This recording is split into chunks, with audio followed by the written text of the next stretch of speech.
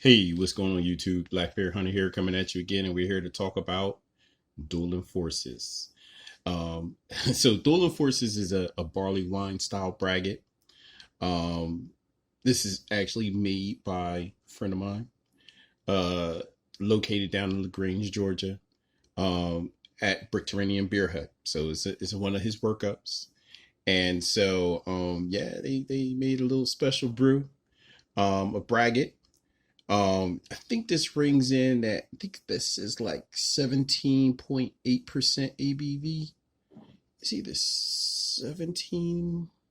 Yeah, I think it's 17. I can't see. I don't have my glasses on. But at the end of the day, it's a big beer. So this is uh, there's like three variants to this. And so this is the H edition.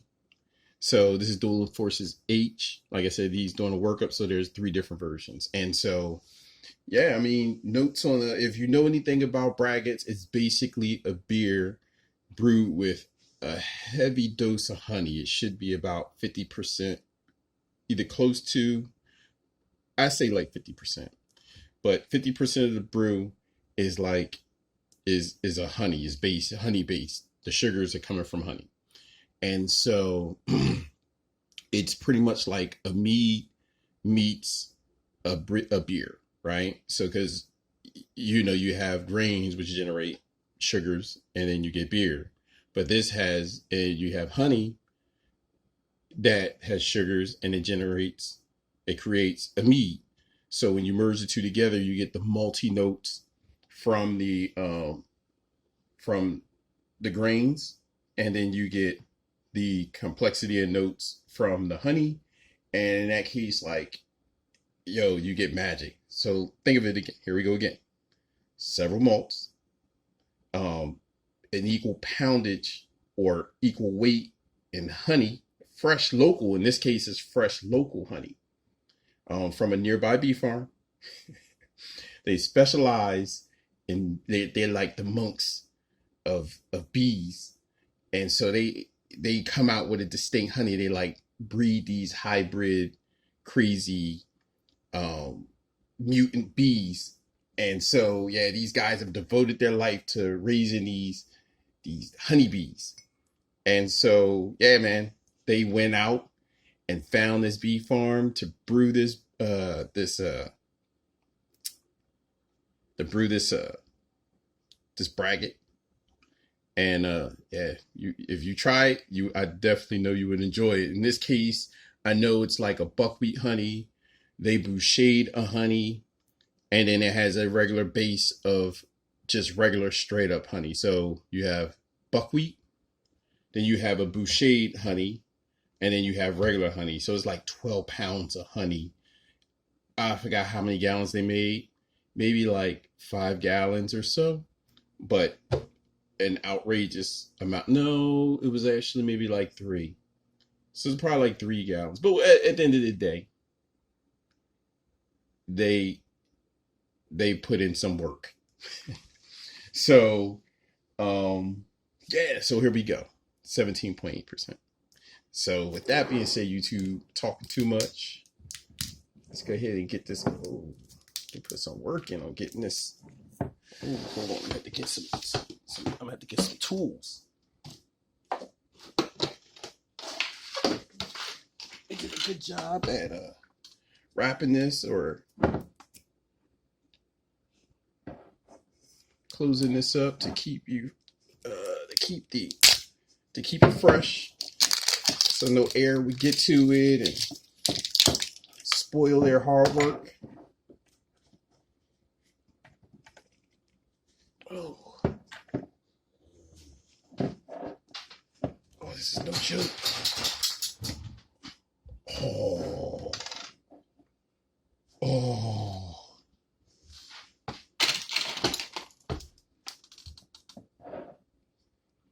Yeah, this is supposed to be a tasting cork. It should come out pretty easy, but you'll get some times when you have to put in a little work. So that took some work. So let's go ahead and get a quick pour. Check out the appearance. Oh, look at that. See if I can get some. So I think that they lightly carbonated that. Look how dark that is. Nice and dark. This from that buckwheat. Whew. So a nice opaque, like when I was pouring it, looked like a garnet brown. Yeah, kind of garnet. Little, well, yeah, around the edges, yeah, it's like garnet. It's like a nice dark brown. And no sediment, extremely clear, good looking. Um, no, well, I mean, you saw it was like it looked like it had some carbonation, or not, yeah, it looked like it had some. No, you can't see any carbonation, but it looked like it was trying to give it a head, but it quickly went away. So no head, no type of lacing, as you can see, which don't mean much, but uh, nice color. I mean, shit, looks like a yeah, it looks like a straight up conventional barley wine, you know. Um, Smell wise, I can smell the honey from here. I can smell it. It's like the sweetness. Oh, it's like toasty smelling, not overly sweet, but it smells really good. Nice, like, try to do more time. You get like, it's kind of toasty, a little sweet, like graham crackers, a little vanilla. Yes, it smells awesome. I mean, it smells really good.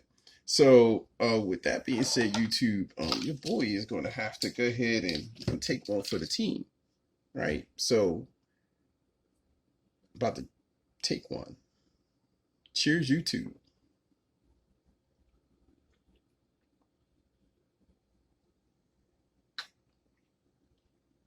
Mm. Ooh.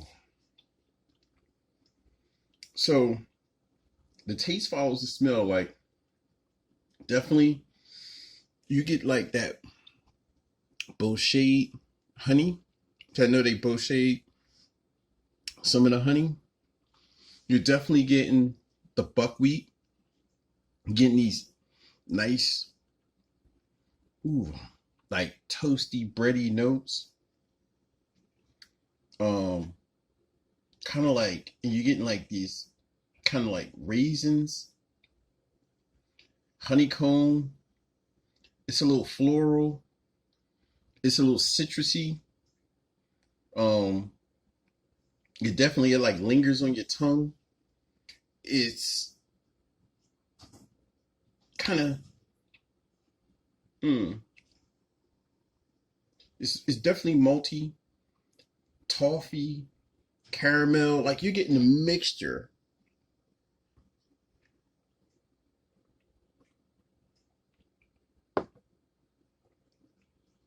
Oh yeah. Mm.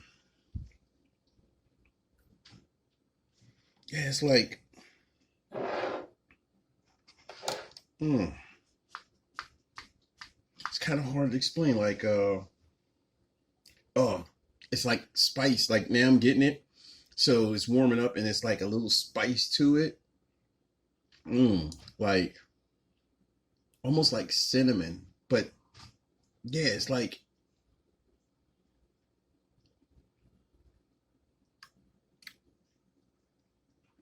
caramel. I guess it's like cinnamon and caramel. I mean, it, it it's got a nice feel. It's got a really great flavor. It's definitely young, and you can tell exactly where it's going by the time it ages. And this is only a few months old, but it's definitely really good. You're getting like an it's like really complex and it's developing and layered. Um, a nice full body, like from the honey, is definitely getting a lot of body. Um, mm, not and so It's not cloying at all. It's creamy though, so you get like that nice creamy delivery. Even though it doesn't have carbonation, it feels really good on the tongue. With it being pretty much sent to me still. Um, yeah, I mean, would I carbonate it? Probably not. I kind of like it the way it is. But you never know how it's going to change if you carbonate this. So at the end of the day, like, yeah, I'm really enjoying it. I mean, shoot. Well, I have to taste the others because this variant, or this original base is really good. So I'm kind of really curious about where the other ones go. But like I said, overall, is unique. Is unique. I mean, I haven't seen any Barleywine Braggots on the market. I know there are. I've never there. You don't see many if there are, right? Um, Nice sophisticated flavor. Like I said, let it age out. This is definitely something you just want to relax, have a good conversation with, maybe even watch a good movie. Um, what would I eat with it? Probably some cheese.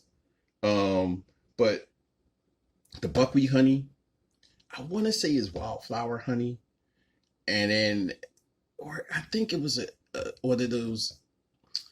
It's a weird strain, but at the end of the day, the three different types of honey added to this, like I said, well, really two, but then a part of it is boucher.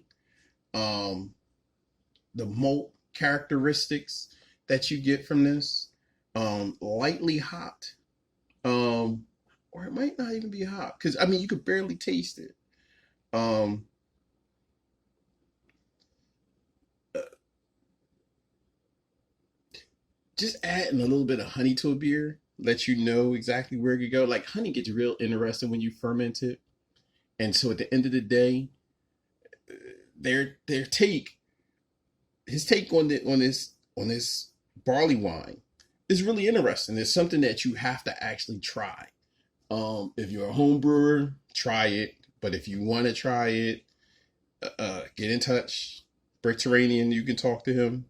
He can walk you through the process on how to get it from him. But at the end of the day, nice feel to the body from the honey, nice color, more than likely from the honey, um, like from the wildflower and the boucher.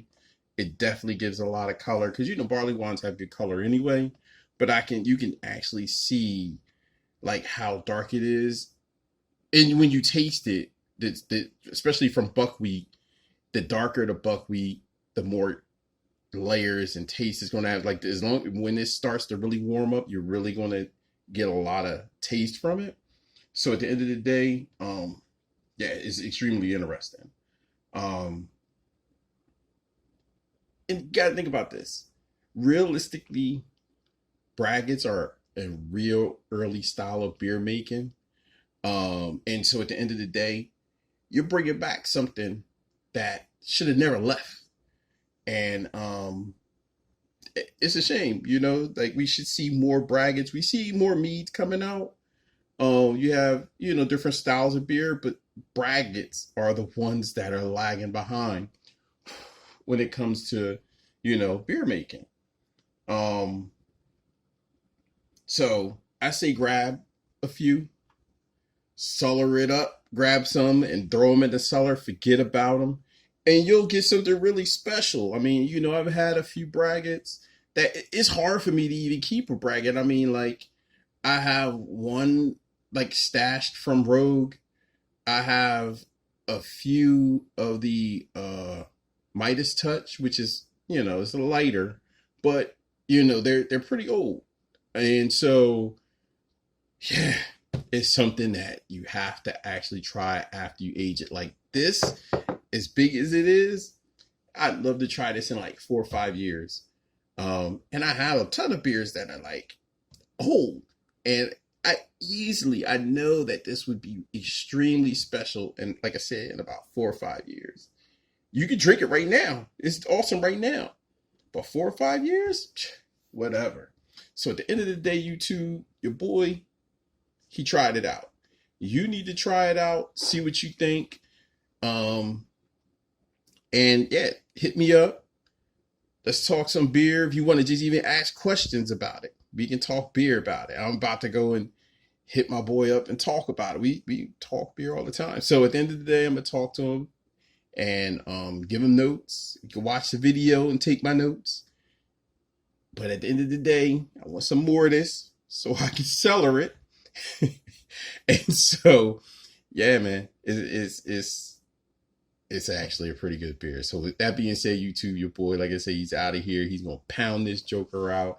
And yeah, y'all can look forward to hearing from me about talking about the variants. And then yeah, we'll keep talking beer. So with that being said, YouTube, I'm out of here. Talk to you later. Peace.